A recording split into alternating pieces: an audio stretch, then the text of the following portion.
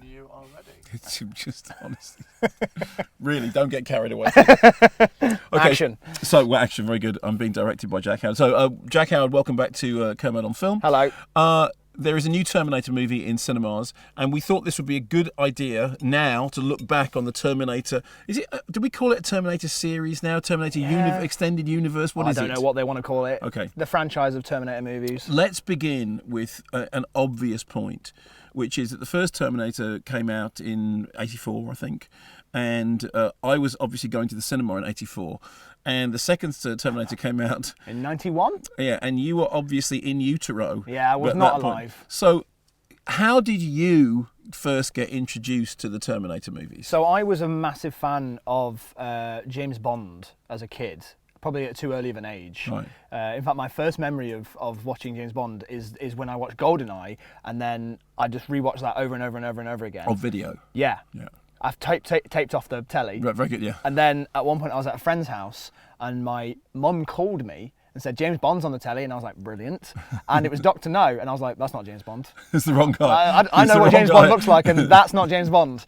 But yeah, then I kept on obsessively watching the entire series of Bond. And my dad was like, all right, he likes action movies. Let's... How old were you? I would guess 8, 9, 10, Okay. around there, sort of. Right. It was definitely primary school. It was definitely before I went to secondary school. Okay, fine. And my dad gave me... So we're talking, end of the 90s, turn of the century. sort of 99, that type. That's, Okay, so DVD would have started coming in at some point, so you could, okay, But fine. I definitely had them on video. yeah. And my dad gave me Terminator Judgment Day. And On video. On video. And it was, I remember the cover was landscape, and it had 15 on it. And I was like, are you sure? And he was like, yeah, it's fine. And I... Good parenting. But he wasn't wrong. I remember... Well, I think the jury's out on that, Jack. Remains to be seen.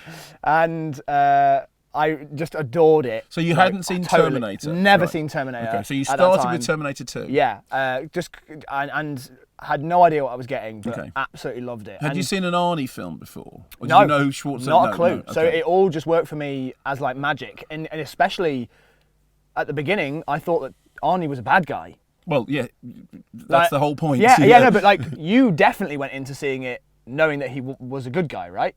No, what, for Terminator 2? Yeah. No, he's a bad guy at the Yeah, beginning, I and then the whole point is that he then... Yeah, I know that, Yeah. but like when you went to see Terminator 2, surely you already knew from like previews and stuff that he was a good guy. So you're imagining a world where trailers are where they are now. You have grown up in a world in which it's impossible not to know stuff about movies that are in production. Before the rise of the internet, which really happens late 90s onwards, the only way you knew anything that wasn't in cinemas was if you were reading trade mags or if you were getting imported reviews. So we didn't wake up in the morning and turn on our phones and see that so-and-so would... No, I mean, I'm not mocking it because I know we all do it. But you did, it was possible for a movie to arrive in the UK having been retitled from a disastrous American release and you not to know about it until the publicist confessed to you that the film that you were now watching was actually another film that had been retitled. I saw Terminator 2 at the preview. It would have been in Leicester Square. Wow. And I knew nothing about the plot at all. Like literally nothing. That is amazing. The last time I had seen... I'm jealous of that time in a way. Yeah, I'm jealous of it as well, and I lived through it. I can imagine seeing certain movies now without the surprises of certain things being ruined in trailers. I mean, we'll get to this, but Dark Fate probably shouldn't have ruined that Lyndall Hamilton or Arnie were in the movie. But anyway, we'll get to that. Carry on. No, I went to see Terminator when it first came out in the 80s, and I thought it was absolutely brilliant. I just loved it because I was into science fiction and horror, and it seemed to tread both those lines. It was very much positioned as as an adult movie. It wasn't a kid friendly movie at all. It came out of a kind of exploitation background. It had exactly the right amount of special effects that you wanted. It had a kind of grindhouse feel to it because it was a comparatively low budget movie and a really simple idea. That he's come back from the future to destroy the present and change, which was it's a great time loop thing. And in that film, Arnold was a killing machine, and that was all he was. And I remember just thinking this movie is great. Even at the end with the stop motion effects was fabulous because I'd grown up on Ray Harryhausen And I just thought it was a really terrific movie in the same way that I love films like The Hitcher. It had a similar kind of, grimy feel to it. And then, a decade later, or however much later it is, the idea that Terminator 2 was then being made with a wide canvas, a big budget movie. You think, well, what are they going to do? Where are they going to go? Not least because you were aware by that point that Schwarzenegger, actually we'll talk about Schwarzenegger and the way, but Schwarzenegger wouldn't want to be doing the same thing again, but I hadn't seen a trailer for it and I hadn't read anything about it before, so I knew nothing other than that Arnie was the Terminator. And so when the whole thing is set up as it's the other way round, I just thought, this is genius. This is just genius. It is. It's that simple switch. Honestly, do you know what it makes me think of? And this is a bizarre thing I'm about to say. It's a bizarre comparison. But when I think of like classic rock songs, like Back in Black, and how simple those chords are, and how memorable it is, and how genius it is, that's the sort of simplicity I think that a lot of things miss sometimes. And I think the simplicity of going, he was a good guy, now he bad. He was bad, now he good guy. I'm like, that is amazing. You've changed the entire thing. And it's also that simple. The moment when Linda Hamilton does the speech in which the Terminator speech, the Michael Biehn speech about he will never stop, he will keep going until, and when she turns that round and goes, I realise that he was the perfect father because he will never stop, he will keep going.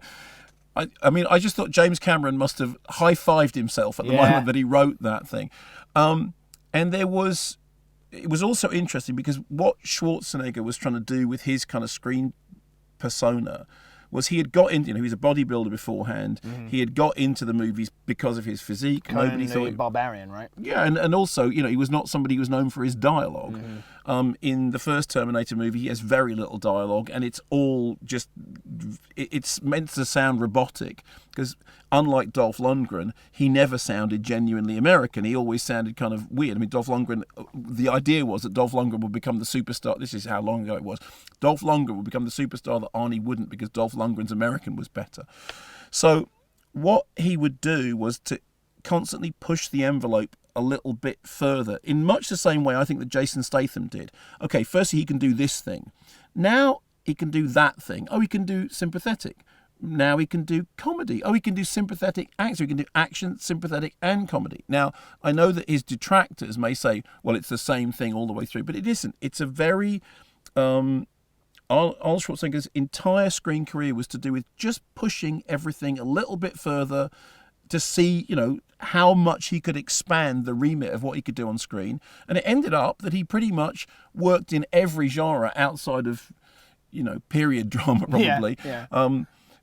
Because he would just push it just far enough. But Terminator 2 was the thing that, that's brilliant. Okay, so you did fearsome, scary, unstoppable. And now you're doing fearsome, scary, unstoppable, sympathetic, father figure. Genius. And everything that Schwarzenegger did in his career was all part of that whole thing. And Cameron talked about it quite honestly about, that's what the idea was, to expand the character, to do something, because you didn't just want to do that character again. And then, of course, putting that against an actual bad Terminator who was smaller than him was genius, because you can't go bigger than Arnold Schwarzenegger. Yep. So let's get a small, wiry guy who's terrifying.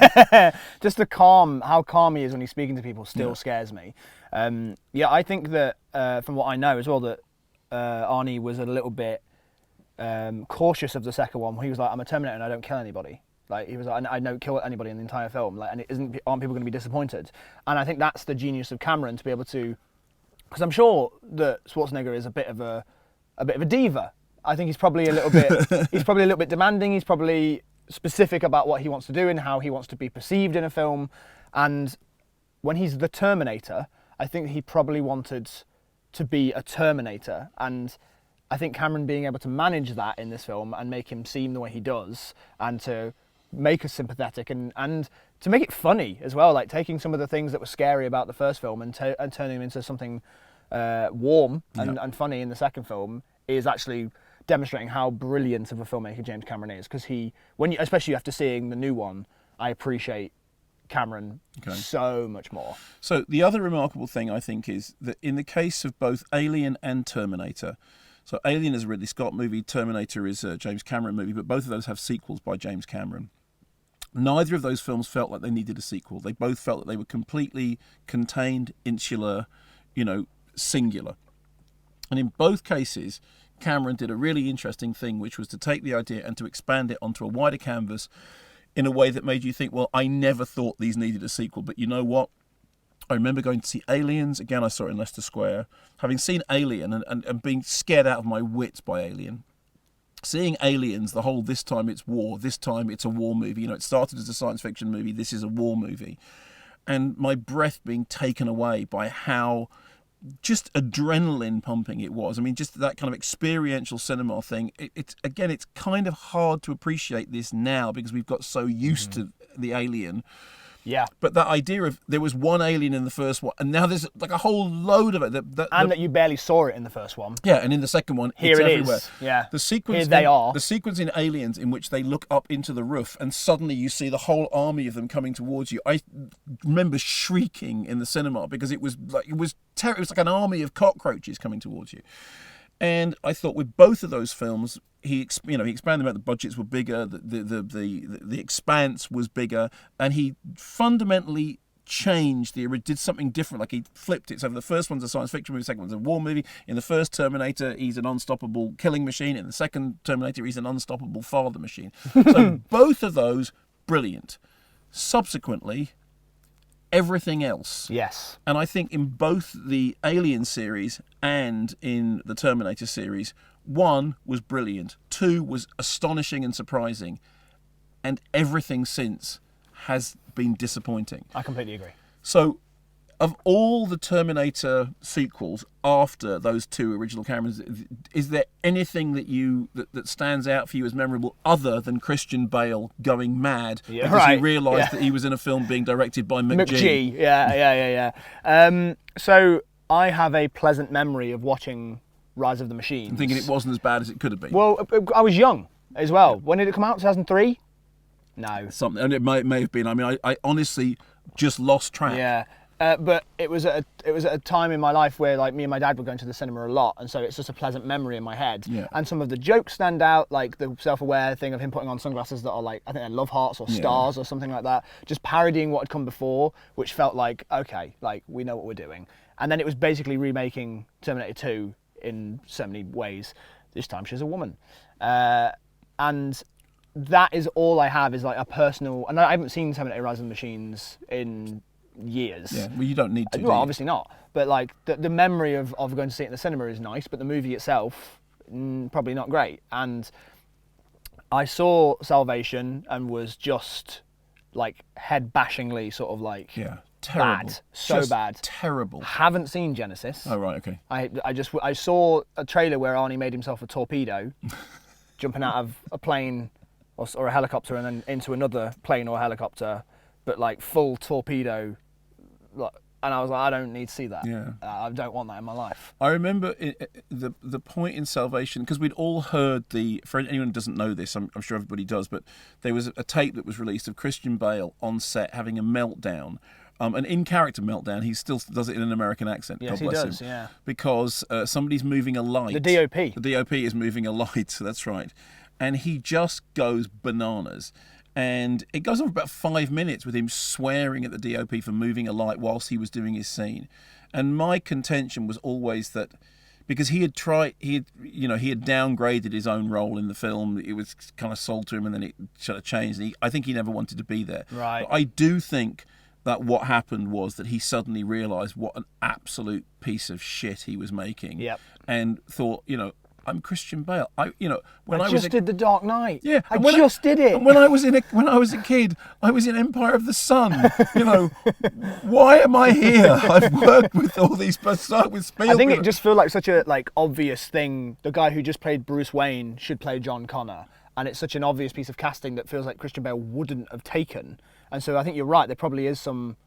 Yeah, it wasn't the film that he wanted to be doing, and heaven, and I do think that meltdown was that. Okay, so I think it's not controversial in any way to say that the 3 subsequents, and also one of the other problems with is that how many times can you hit the reset button on Skynet didn't they stopped it, they haven't stopped it, come back, he's killed it, but no, he's coming, and it was like okay, just pick one. Yes, exactly. Just pick one. So this is the fundamental problem, I think, with Dark Fate. Fine. Is that they've done that well, it's actually Terminator did it first, but they've taken that new Halloween sequel idea of ignore everything except for the first two that everyone likes. Ignore it all. This is the only official sequel now. And they've also taken the school of Star Wars sequel writing and mashed them together and gone, we're going to make... Because if you think about the new Terminator Dark Fate, and Do you by mean the way... Star Wars sequel or Star Trek sequel? You mean Star Wars. Right, fine. Yeah. The Force Awakens. Oh, fine. Okay. Star Wars: The Force Awakens is absolutely the basis. Yeah, it's a ground for Dark Fate. Fine, okay. It is. I watched it and I was like, they're not even being shy. They are being so obvious about this. Okay, talk me through that. So Dani is the main character. Yeah. She's Rey. Like, she's a girl who is special. Who is she? I'm no one. I'm from nowhere. She's just Rey. And then you've got old character who you haven't seen for 30 years, Harrison Ford, Linda Hamilton. I'm here to help. I'm some sort of mother figure to you. I'm some sort of father figure to you. We're going to find out why you're important. And it's got, it's the same school of that. And what I liked was that this movie was like looking at the world that we're in at the moment and going, here's a mirror. And reflecting. I liked the fact that the main character was just some unknown Mexican actress, and the world in it was like people were in cages, they were crossing borders, there was a wall. Like, there'd clearly been some thought in terms of the world building and trying to reflect where we are now, but it all fell flat and doesn't work Because it's bad, it's rubbish. and here's the thing: the Halloween sort of ignore all the sequels. We're only doing a sequel to the first two, doesn't work in the same way that the Star Wars worked, is because there have been, as we've just talked about, several Terminator movies and TV shows where we've seen Arnie come back. Linda Hamilton has done a voice in Salvation. Yeah. Like, it's not special to see them the way that it was like, oh my God, there's Harrison Ford as Han Solo again on the Millennium Falcon with Chewie. We're home. Holy crap. Like, I never thought I'd see that. And then you've got Linda Hamilton is back, and that honestly is the coolest moment in the film, I think, because I hadn't seen her back.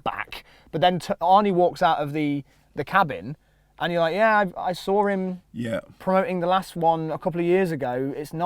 Doesn't have the same nostalgic effect. If this had been the first Terminator movie that they'd made since Judgment Day, I reckon this would have been a fucking smash. Like, I think the box office would have been huge. I think people would have been going crazy about it because we would have just had those two special films that no one dared touch. Yeah. But actually what we've had is a ridiculous amount of sort of like ruining what they did over and over again. That was my feelings on it. Okay. And one more sorry. Yeah, no, please, yeah. I wasn't angry with just disappointed. Not even that. Actually, I didn't really feel anything for the whole film. I was like, this is on. This is happening in front of me. And I wasn't angry until the end sequel baited. When the ending was... did you feel that was what it was doing? Obviously. Because God. Like just them getting in the car together and being like, well, we just have to make sure that you're ready.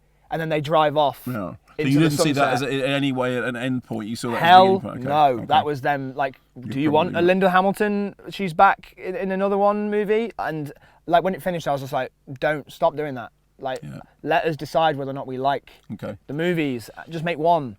All right, so here are my issues.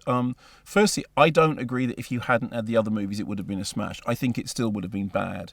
I don't mean it would have been any good. No, I know. Okay, but my issues with it are this, and I think it is the best sequel since Terminator 2, but that isn't saying anything because we're all agreed that the other ones are nonsense. My issues are, so firstly, I love the fact that as a production issue, it's exactly what you say. The casting, I love. I love the fact that it's reconfigured it so it is centrally configured around three very different, very strong female characters. Yep. I like the idea of that, and I like the idea of what it's trying to do with the current political climate, all those things you're saying, cages, walls, all that stuff. So it's one of those films that kind of proves the...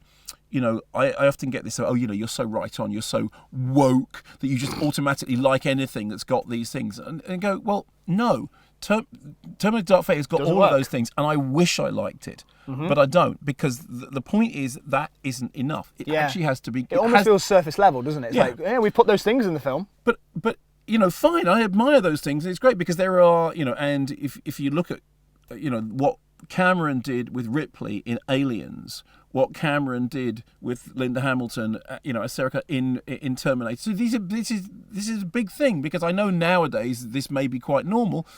Back then, it was quite unusual to. I mean, the whole thing in Alien, for example, the character of Ripley was written as a man in the original script, and then brilliant twist. She's not a man. And there was at one point there was a suggestion that she'd had a relationship with the Tom Skerritt character, and that came out because it was irrelevant. And then in that it makes sense as well, because audiences wouldn't have expected the woman to be the one that survives at the end. Yeah, well, because the genius of Alien, for people who hadn't had it spoiled, she wasn't the name. Tom Skerritt was a bigger name than she was. I mean, that was the real genius of Alien. Was it does John Hurt getting killed at half. Is the psycho treatment. Is the psycho treatment exactly? He's the marquee name, and he doesn't make it to the end of the first act, which is genius. And so I have a great affection for what happened with those two movies, because it did change what you could do with mainstream blockbuster, female-led characters. And in Aliens, it's not that she's a surrogate bloke; she's a mother. Yep. And and that's the great image of Alien, with her holding Newt with the massive mother alien behind her. That it's all part and parcel of the thing. So fine, it's interwoven into the fabric of what that film is. Yep. And in Terminator 2, it is about motherhood and fatherhood and childhood and family. Exactly, all those different things. In Terminator Dark Fate, I don't know what it's about, other than getting these ideas that you think are good ideas and going, yeah, and I think a perfect example of that is all the flashbacks to his name Grace, the new sort of hybrid Terminator human, all the flashbacks to how she became hybrid. I was like, this doesn't matter. Yeah, because she says she's human, but she's been augmented by cyborg technology. Yeah, and that would have been interesting if we hadn't seen that before in Salvation. Like, I've seen that idea, but also the flashbacks to how it happened. It's like, take the. We keep bringing Christopher Nolan up on this podcast, but I love him. Yeah, me too. It's fine. In Inception, he goes, "We have this machine; it takes you into dreams." Okay. Thank you very much. That's fine. I don't need to know where that technology came from. I don't need to know why it happens. This is what it does. Yeah. And now moving on. And now we're doing the film. In this, she was like, "I've been augmented." Instantly, do you know where that technology does come from? Exorcist 2, The Heretic.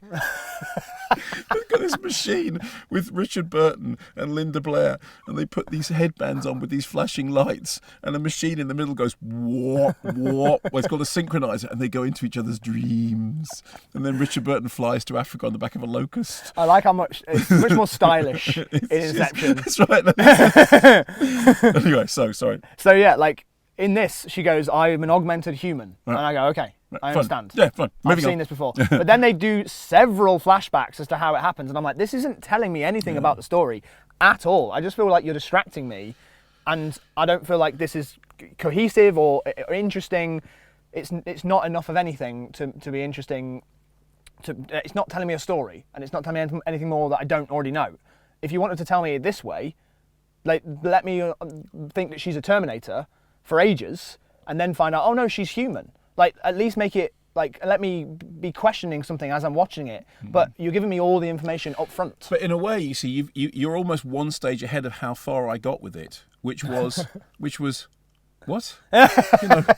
Because even at the beginning, when there's a thing about, I did this, I saved the world, and I couldn't save my son, and did this thing, and I'm already going, oh yeah, we're in timey-wimey world, in which nothing has any consequence, because somebody will come, you can come back and change it all. If you're constantly hitting reset, you get away with it for one movie, brilliant. You got away with it for the second movie because, wow, we are all going, oh my God, I can't believe what I'm seeing on screen, because I'm seeing these, CG computer graphics for the first time.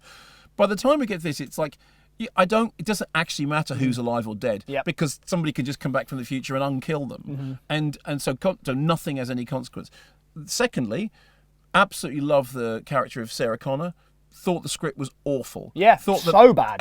All the gags, I won't be back, I will be back, was like somebody had sat around in a room full of executives going, wouldn't it be great if she'll be back, but he won't be back? And then Thirdly, all of Arnold's jokes sounded like they had been written afterwards. It sounded like the movie had been written out and then somebody had gone, with that Terminator 2, people really like the jokes. Can we do a joke? Because it didn't feel like an organic part of the script. It just felt like it had been bolted on. And that, for me, was that was the moment when I realised, okay, this is why I don't care. I don't care because none of this has any consequence, and I don't care because it looks like it's been put together out of a Meccano kit of good intentions which I admire, but no point of me thinks that this is anything other than a cynical marketing exercise. It may be a cynical marketing exercise with all the right-on credentials that I love, and I am a sucker for that stuff. But it's not working because I'm not engaged emotionally. And the key thing is this. Terminator doesn't make sense. Terminator 2 doesn't make sense.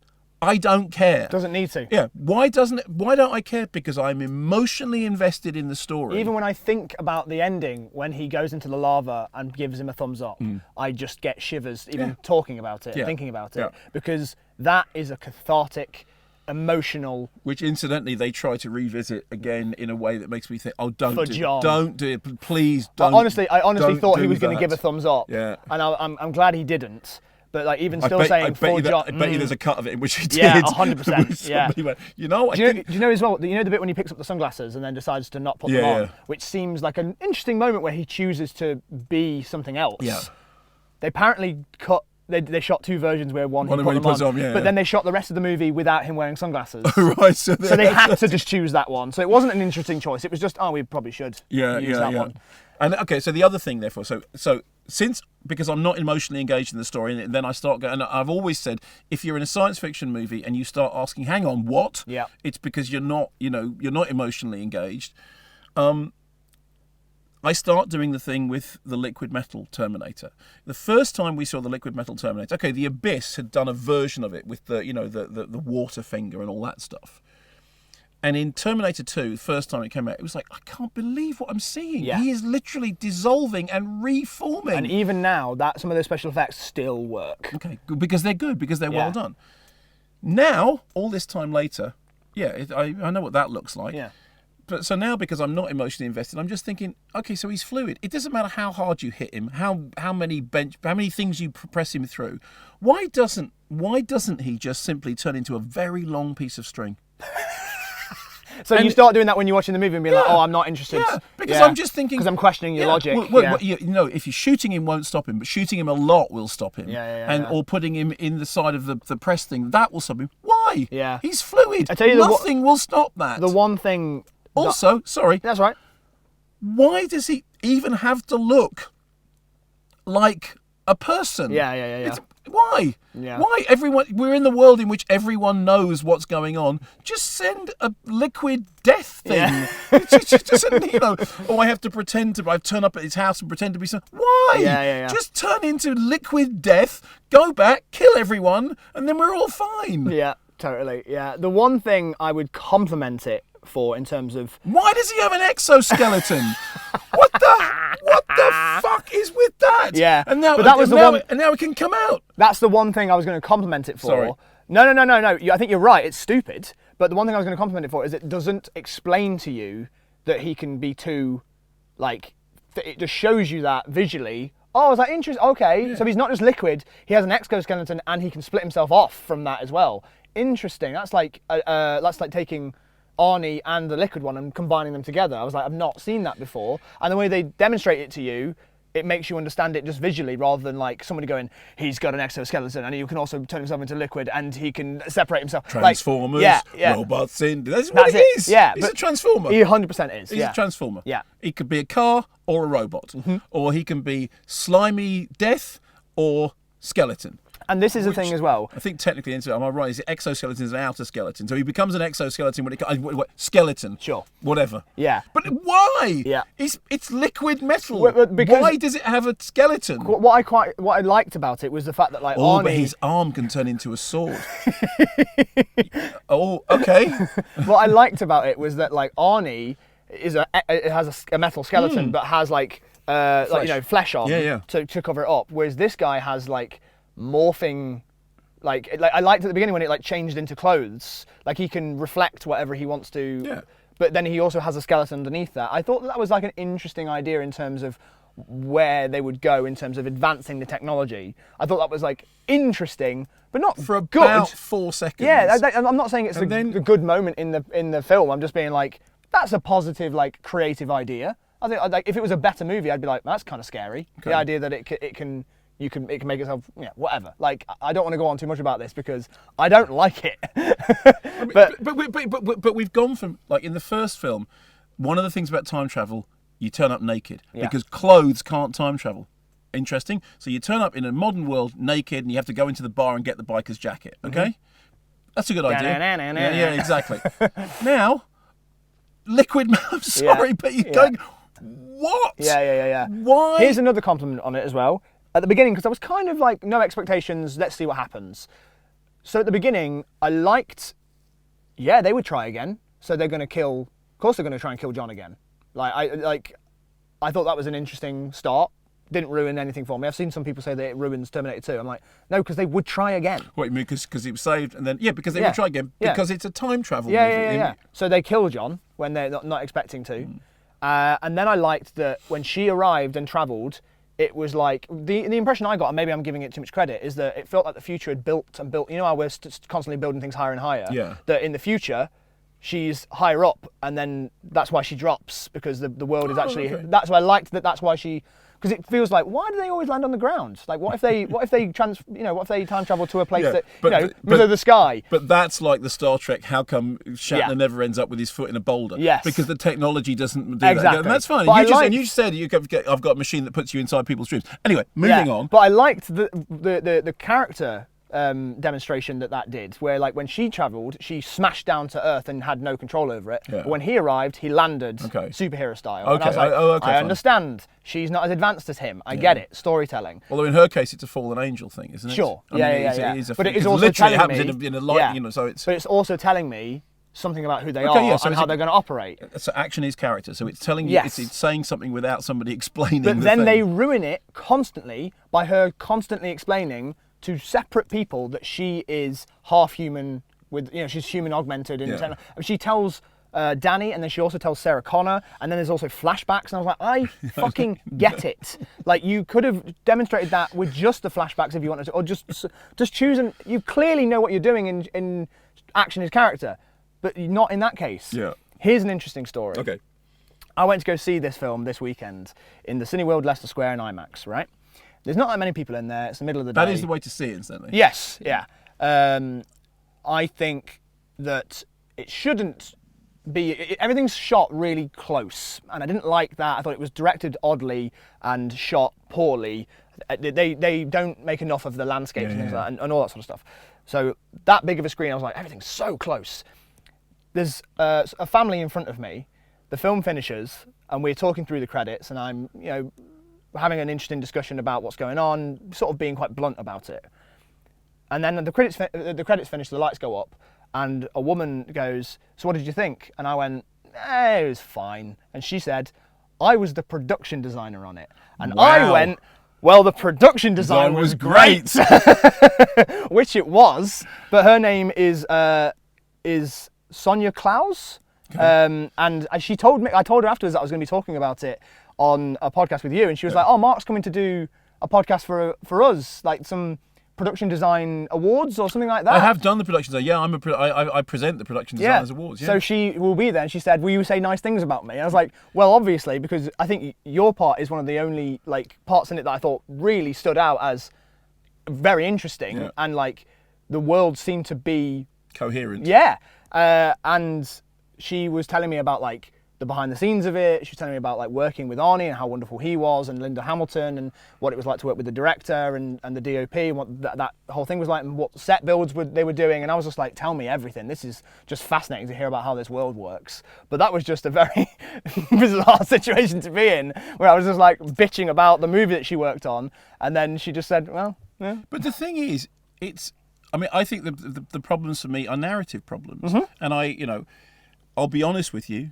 I after a certain amount of time, I wasn't even thinking great production design. I was just thinking, this story is not a story. Correct.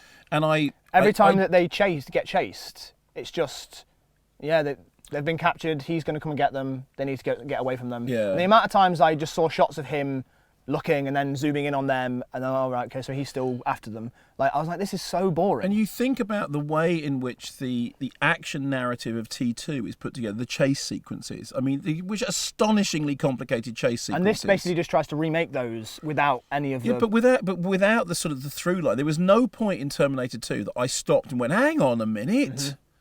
What? Yep. But all the way through Dark Fate, I never felt emotionally invested, and because I never felt emotionally invested, everything just didn't work. Because I know this is a very Barton Fink thing to say. You know the gag about where they call writers because we're right. I know that the idea that everything in movies comes down to script is not true, because there are plenty of movies which I've seen which I like in which the script isn't great. And there are plenty of movies I've seen with great scripts in which it's not a great movie. But it is definitely true that bad storytelling will destroy everything. Totally. And I do think that no matter what's going on in that film, the storytelling is so perfunctory that it lets everything else down. I'm sure, from the point of view of if you're a special effects guy working on the incredibly complicated special effects of making the liquid, Terminator work, and hearing a critic say, "Why doesn't he turn into a piece of string?" You go, "Do you know how long it took me to get him to?" Yes, it's fine. It's not your fault. I shouldn't be thinking about that. Exactly. I don't doubt for 1 minute that those things are achieved at the level that they're. But it doesn't matter, because the reason, and this is the key to it for me. The reason Terminator, which is a fairly low budget movie, and Terminator 2, which is a big special effects film, that both work, is story, is storytelling. And, Cameron having a story credit on this was the thing that made me think, okay, fine. But then I think, Avatar. Yeah. And Surely the story for this movie should have been Linda Hamilton lost her son. She doesn't feel like she can connect with anybody again in that way. Doesn't feel like she can allow herself to be that vulnerable with another person and be protective of them. And then by the end, she learns that she can. Surely that's kind of the story that we're going for. No, I'll tell you what the story of this movie should have been. T2 was an end point. That's it. You don't... It does not need... No. As I said, Alien and Terminator didn't need sequels. Who knew? But we were so delighted that we got them. Joker didn't need to exist because Heath Ledger had been definitive, but I'm really glad that it did, because it did something interesting and new. In the case of Dark Fate, I come out of it with exactly the same opinion that I had after the last season, which is stop Ridley Scotting it around. Yeah. And, are we ever going to see another Alien movie that any of us give a flying about? Are we? No, okay? no, obviously of course not. we're not. It doesn't matter. There's nothing else to do. Yeah, we've dismantled the universe so much. You can only change it once, really, can't you? Like, you can always twice. Fool me. I think here's the thing. Once, wow. Twice, wow. Yeah. 3 times, oh, come on. No. And as soon as you get into that timey-wimey, as soon as you start thinking about it, as soon as you start considering it doesn't matter what happens because you just send another one back. Oh, no, but it doesn't, because we change this version of the present and the future doesn't happen. Great. Oh, no, sorry, there's another version of the future because there was another, that's... And the perfect thing of that is like, we've changed Skynet to Legion. So? Yeah, I know. So? That doesn't mean anything to me. I know, it's rather like changing your internet provider. Yeah. It's still the internet. It's still the end of the world in the future. I don't care. Okay, so overall, we'd say we love the production design. Yes, we are. It was Big great. thumbs up. That was fantastic. But the world would be better if it didn't exist. Completely, yeah. Stop it is my review. Just stop it. Just stop it. But as they say in the thing, you will never stop. You will never, never stop. Jack, thank you very much. Thank you.